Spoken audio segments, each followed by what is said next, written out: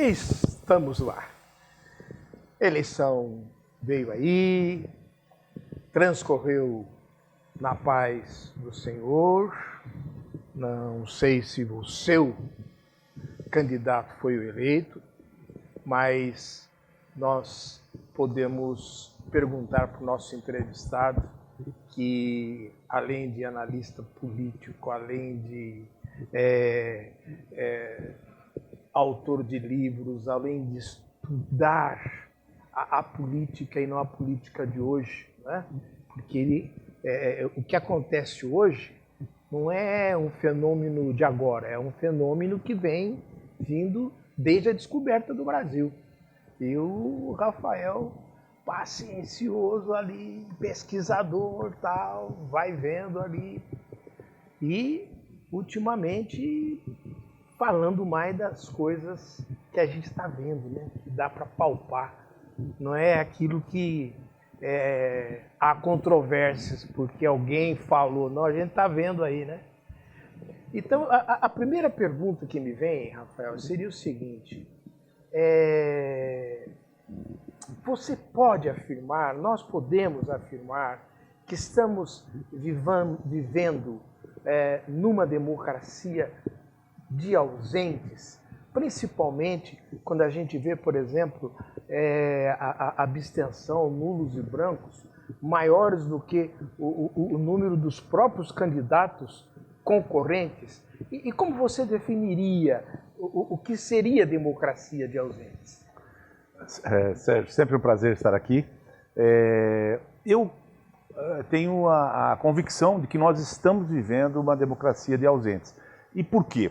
Os números nos provam e nos indicam o que está acontecendo.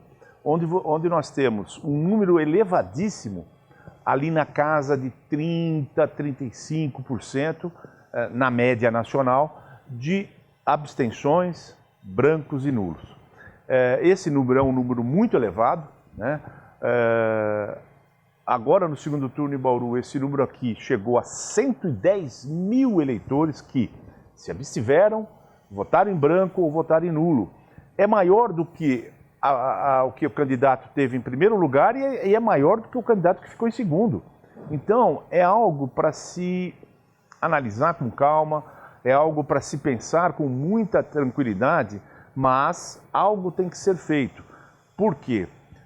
Esse afastamento do teórico do eleitor em relação às eleições, num país que possibilita isso democraticamente, né, é algo que precisa ser estudado, repensado, para que a gente possa voltar a ter força novamente nas eleições, com todos os candidatos tendo condições de serem votados. Os motivos são muitos, não caberia aqui e eu iria me estender muito, são muitos motivos que levam a essa, ou levaram a chegarmos a essa situação. Mas algo precisa ser feito e isso passa pelo Tribunal Superior Eleitoral, isso passa pelo governo brasileiro, isso passa principalmente pelos partidos políticos brasileiros.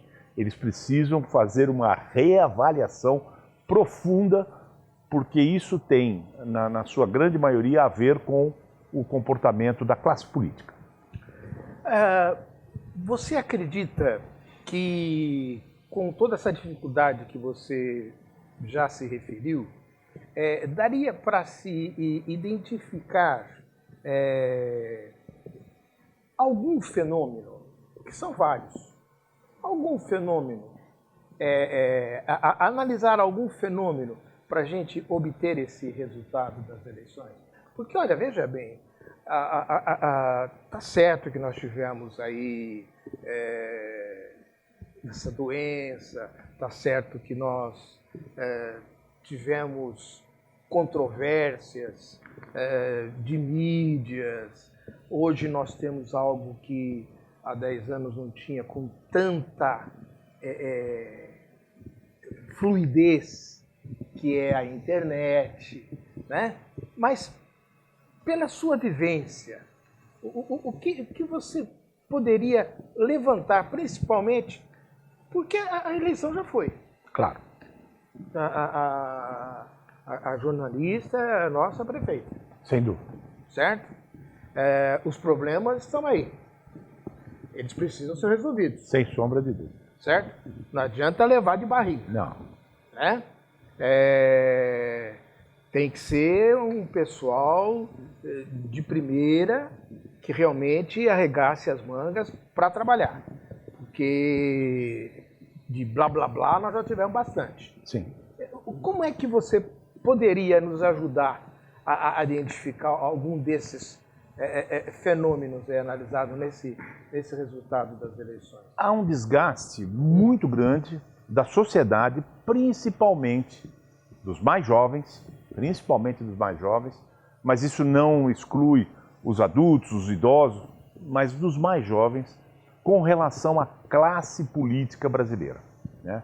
A quantidade de notícias ruins, a quantidade de corrupção, golpes, propinas, enfim, é muito grande e isso, logicamente, e você abordou, varre a internet. Então, esses jovens, eles estão vendo isso, mesmo que não sejam jovens politizados, que acompanham o dia a dia, não, mas eles estão tendo acesso a essas informações.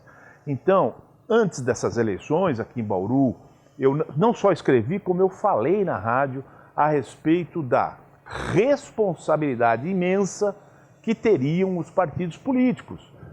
E como seria essa responsabilidade? Indicar nomes, candidatos que pudessem atrair esse eleitorado, não só dos jovens, mas dos demais segmentos, né? Em São Paulo nós tivemos isso, ou seja, o PSOL indicou um candidato, Guilherme Boulos, e esse candidato atraiu os jovens. A maioria massacrante do eleitorado dele eram jovens, ele teve 40 e tantos milhões de votos no segundo turno. Então, o partido dele pensou, raciocinou, levou a uma opção que dava aos jovens uma alternativa. Então, isso, e logicamente, independente do segmento, de esquerda, de direita, de centro, que foi o que mais venceu eleições no país, é necessário que os partidos políticos façam essa reflexão, essa reestruturação. Essa revisão completa. Né? Se a gente pegar um estatuto, muda vírgula, muda parágrafo, mas é tudo... É tudo a mesma coisa de 20, 30 anos, 40 anos atrás. Então é preciso uma reestruturação. E acompanhar... Definição, né? O que você é? Você é do trabalhador, você é do patrão, você é do homem do campo, você é do homem da cidade. O que o teu partido pretende?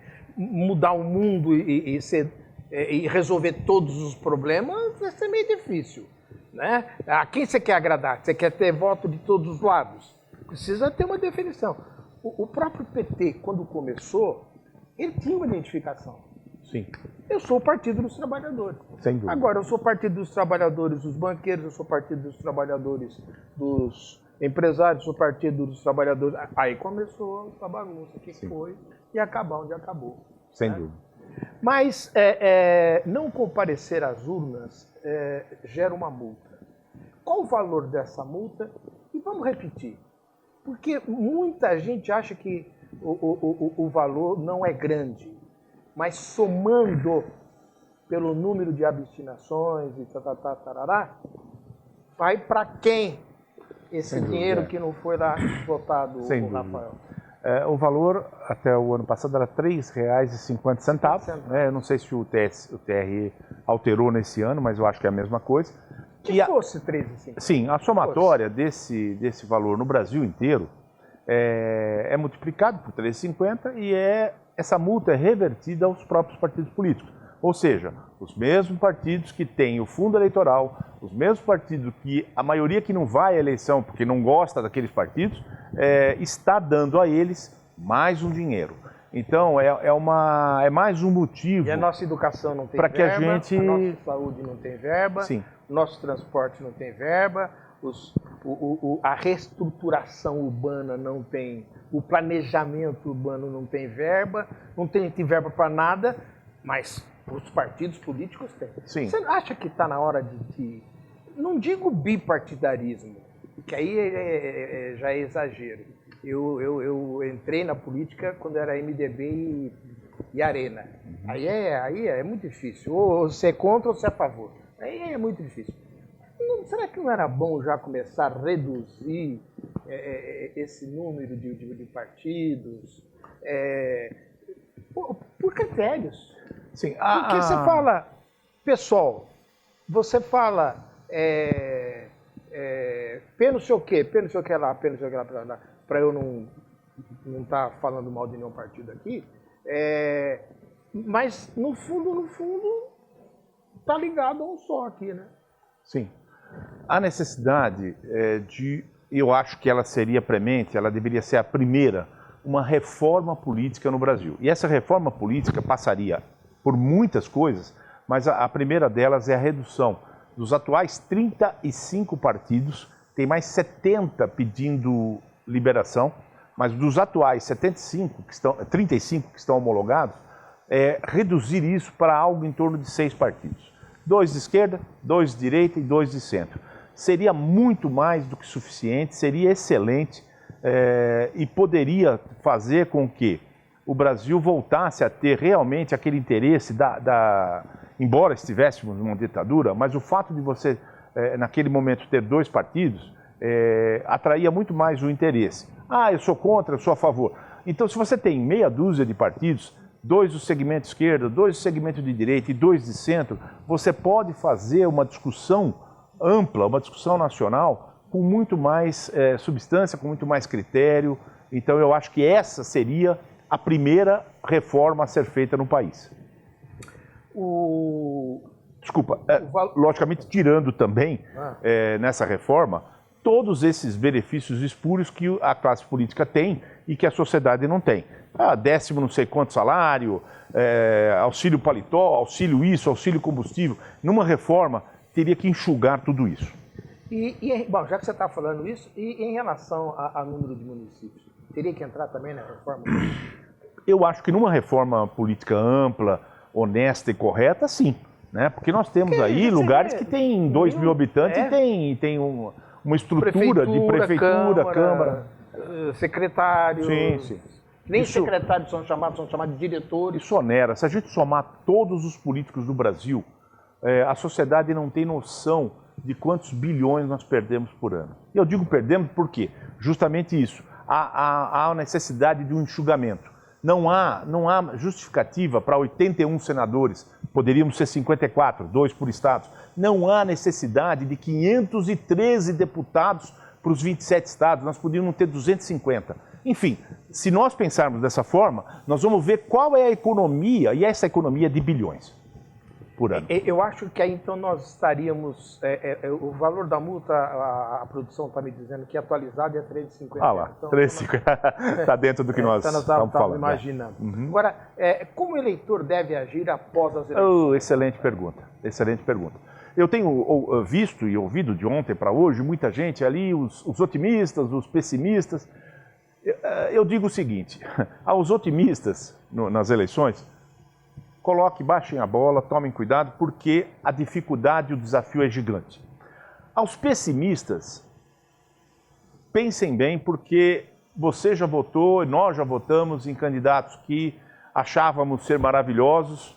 Aqui em Bauru mesmo nós tivemos candidato preso, em São Paulo nós tivemos candidatos que depois largaram o cargo, enfim, nós já tivemos essa situação em vários momentos. Lá no Rio de Janeiro, candidato que tem problema na justiça e foi eleito. Então, agora para a sociedade em geral. Votamos. Ontem e no primeiro turno nós cumprimos o nosso dever de cidadão, de eleitor. Agora nós temos o segundo, o terceiro e o quarto momento. Quais são? A partir da posse, ou até a posse nós temos que acompanhar, não tem nada para fazer. A partir da posse, nós temos que fazer a fiscalização, o acompanhamento das medidas, dos atos, a fiscalização. Quais os instrumentos para essa fiscalização? Nós temos. Nós temos. Essa fiscalização, logicamente, você... E foi, inclusive, vitória da Bata. Sim. Hoje você tem no Brasil a lei da transparência, que está vigorando, E você pode, através dos sites do Executivo, da Prefeitura e da Câmara, acompanhar as licitações, os editais, acompanhar a evolução salarial e dos cargos que estão à disposição dos servidores, quer dizer, quem são esses cargos, se houve alteração, se não houve. Então você tem lá, em dezembro, você vai no site da Prefeitura, baixa no seu computador a carga de salários e planos de carreira, e aí você acompanha em janeiro, fevereiro, março, dali para frente. É uma forma de estar fiscalizando esse número. Você pode fiscalizar a bruxa. Não. Você pode, é um direito nosso. Ninguém. É um direito nosso. Então você pode fiscalizar também as licitações que são encaminhadas através do Diário Oficial, né? Mas que você pode também pesquisar no site da Prefeitura, né? Você pode fiscalizar a conduta e o acompanhamento dos vereadores através da sessão, toda segunda-feira, pela televisão, pelo rádio ou pela internet. Então existem vários meios. E aí você pode, vem a outra fase, você pode cobrar. Ou seja, se o candidato, a candidata não estiver fazendo aquilo que prometeu, você pode fazer a cobrança. Essa cobrança pode ser pela internet, existe o site para isso no site da Prefeitura, o link para isso. Você pode fazer essa cobrança por telefone, você pode fazer essa cobrança pessoalmente, por carta, não importa. Você tem que cobrar. Pode ser feito? Se for, aí nesse caso, se você tem alguma irregularidade muito grande ou grande. Como se fosse, por exemplo, alguma coisa numa licitação. Ah, sim. Aí você pode entrar no Ministério Público, você vai até lá, preenche um documento, uma folha, ou leva isso por escrito e entrega ao Ministério Público e ele vai, logicamente, analisar se aquilo que você está colocando é ou não uma ilicitude, se aquilo é ou não algo que mereça... Então, quer dizer, não há necessidade de pegar em arma, de pegar... Não. Nada disso. Não. Perfeitamente. Não, a democracia prevê esses instrumentos que estão à disposição do povo. E, então, é muito melhor do que você ficar aí esbravejando, xingando. Não. Acompanha, fiscaliza e cobra. É a melhor coisa, porque é isso que preconiza o sistema democrático. Essa mudança de comportamento do cidadão, você acredita que, então, pode trazer melhorias futuras para a cidade? Sem sombra de dúvida. A partir do momento que o nosso eleitor, o nosso cidadão estiver acompanhando as coisas que são feitas, tanto na Prefeitura quanto na Câmara, isso vai ligar um alerta para que esses nossos políticos tenham redobrado cuidado, sabendo que todos estão acompanhando para e passo. Todos estão de perto, sabendo, olha, eu vou fazer tal coisa, mas peraí, você não pode fazer isso. Por que eu não posso? Porque não tem recurso, ou porque o recurso que você mandou é daqui ou dali. Enfim, há uma necessidade de termos isso, né? Essa situação trouxe quais reflexos na eleição para a Câmara? Olha, na Câmara nós tivemos aí uma situação que foi a seguinte, uma eleição que pulverizou os votos entre os partidos. Tanto que 4, 5 partidos que tiveram mais votos elegeram apenas 2 vereadores cada. O restante são vários partidos com 1 vereador cada, quer dizer, houve uma pulverização desses votos. Isso ajuda ou atrapalha o Executivo? Eu acho que pode ajudar, né? Logicamente vai depender do trabalho do Executivo. Porque é muito ruim para a sociedade quando o prefeito é eleito, e aí antigamente tinha aquelas coligações enormes, e a coligação do prefeito tinha a maioria na Câmara. Aí o que acontecia? Tudo que o prefeito mandava, amém.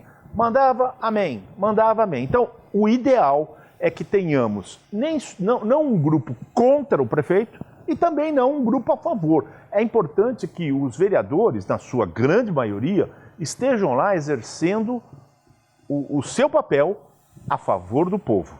Então, se isso acontecer, e nós temos lá na Câmara, já no atual mandato, vereadores que prezam por essa forma de trabalho. Eles estão lá pesquisando, acompanhando, fiscalizando. Isso que é o que deve ser feito pelos 17 vereadores. O dia que isso acontecer, que nós tenhamos 15, 16, 17 vereadores trabalhando dessa forma, a cidade vai mudar completamente. Com orçamento reduzido para 2021, pandemia e problemas acumulados ao longo dos últimos anos, quais são os grandes desafios para a gestão 2021-2024 envolvendo e já saindo de cara com o caso da Coab e falta de água? Olha, eu não gostaria de estar no lugar da prefeita eleita, porque o desafio é muito grande, é gigantesco. Não pode alegar por 3 motivos. Não, nunca. Por 3 motivos. Pode alegar que, gente, vocês têm que ter paciência, porque eu recebi uma dívida de 500 milhões, eu tenho que acertar o negócio da Coab, eu tenho que acertar o negócio da... Quando ela partiu, eu sabia disso tudo. Tanto ela como todos os que participaram. Sem dúvida alguma. Nós temos 3 grandes problemas. Primeiro, a herança deixada nesses últimos 20, 25 anos, que inclui uma série de grandes problemas. Né? Iluminação pública, o lixo, a destinação do lixo adequada, o asfaltamento. Já estourou mais de uma vez já. Não tenha dúvida. O projeto. O asfaltamento, a captação de água, que é um grande problema, uma crise hídrica violenta. Então, esses problemas herdados, se você somar a pandemia, que de certa forma está bloqueando a economia e dificultando que a economia volte ao seu patamar normal, né? Além de tudo isso, você tem também a questão orçamentária. Ou seja, o orçamento está enxuto, reduzido, apertado, então você não poderá fazer grandes obras, grandes coisas. Eu acho que talvez ela opte, e ela tem falado sobre isso, fazer o que está aí à frente funcionar. Ou seja, fazer as coisas andarem sem precisar investir recursos, porque esses recursos praticamente não existem. Está muito enxuto. E ficou dívida para trás? Com certeza, né? Com certeza. Eu não tenho esse dado, mas com certeza sim. Você tem, logicamente, a estação de tratamento de esgoto, que é vital para a cidade. Você vai ter que ir lá e você vai ter que fazer aquilo rodar, aquela obra funcionar, né? E aí entra o papel do gestor, né? Entra aí a questão de você fazer as coisas, não só darem certo, mas as coisas andarem, as coisas funcionarem para que você possa ter um suspiro. Já que está tão comprometida a situação financeira, diminuir os cargos de confiança seria uma delas? Sem dúvida alguma. Eu o faria. Eu perguntei ao candidato Raul e ele tergiversou e não assumiu o que faria. Eu não tive a oportunidade de perguntar à candidata, mas em 2016 nós tínhamos cerca de 125 cargos comissionados. Isso aumentou muito na gestão atual. Então eu acredito que nós estamos lá com 180, 200 e pouco. Há necessidade premente, até porque nós temos 6 mil servidores. Então, cortar esses cargos e fazer uma reestruturação, eu não digo todos, existem alguns cargos de confiança, um chefe de gabinete, alguns cargos que você pode até dizer, puxa vida, esse aí é possível, é passível de você entender. Agora, na sua grande maioria, nós temos servidores capacitados, nós temos servidores com a escolaridade que atende à necessidade dos cargos, e aí o que acontece? Você pega um servidor, passa ele para esse cargo, você vai pagar apenas o adicional. Quando ele sair desse cargo, e se ele sair, ele perde o adicional. É assim que funciona na maioria das estatais. Então, é isso que tem que ser feito, ou que deveria. Isso geraria uma economia violenta, até porque muitos desses salários são salários altos. 5, 6, 7, 8 mil reais. Então, se você dá um corte em 80, 60, 70, 90 cargos desses, você tem um gás, você tem uma economia. Eu faria. Eu também. De 90 até hoje, a cidade teve, por conta das reeleições, apenas 8 prefeitos eleitos. Qual o motivo para essa situação? Bauru viveu, né? Hoje até que está mais tranquilo, mas viveu uma série de problemas extra-política, né? Onde nós tivemos a cassação de um prefeito, depois o seu vice assumiu, aí depois lá na frente ele foi cassado também, quer dizer, voltou.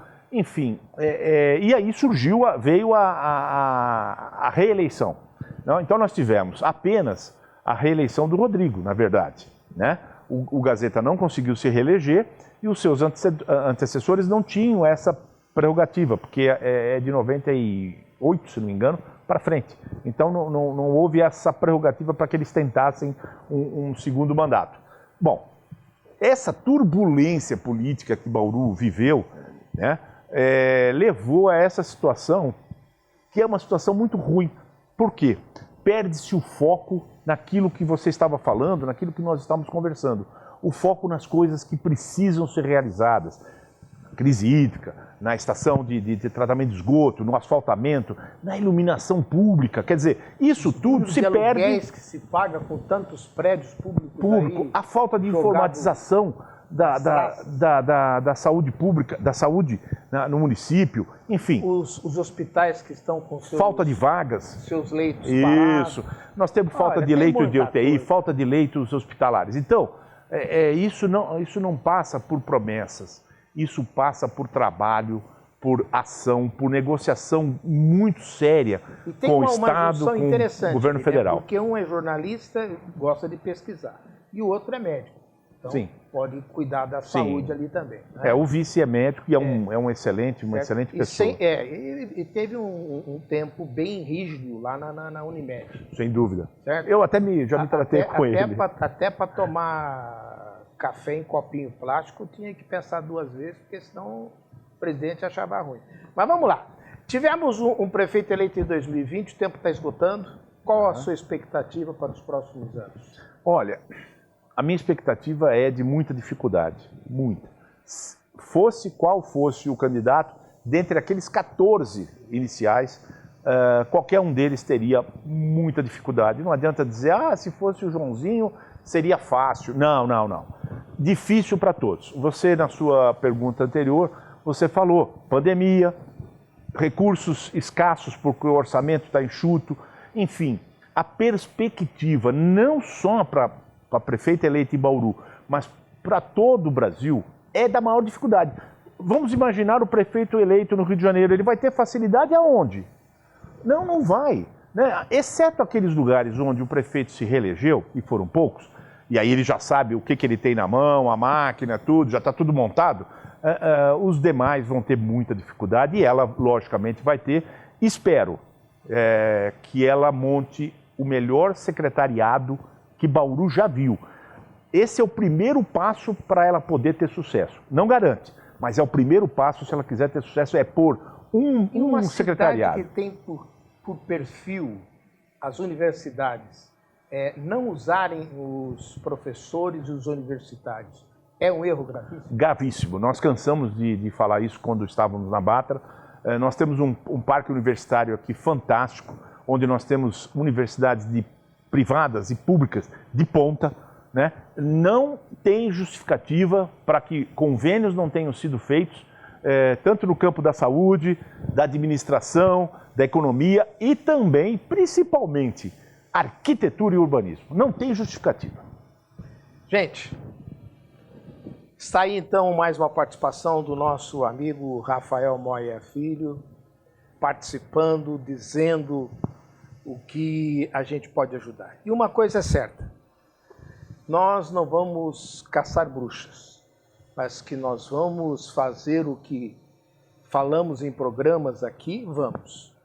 Nós vamos fiscalizar e ajudar em soluções para que possam ser realmente aceitas. Com o nosso até.